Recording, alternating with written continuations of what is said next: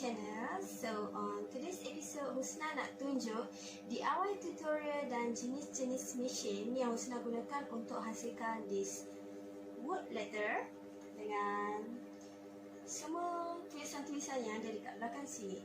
So kalau you guys berminat untuk hasilkan sendiri tulisan-tulisan macam ni, jom kita tonton.